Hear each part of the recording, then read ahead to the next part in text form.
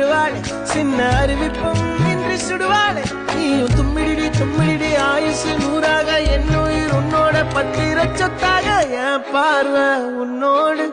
உன் பொம்மை கண்ணோடு பேசாமல் விண்ணோடு நாம் மிதந்து போவோம்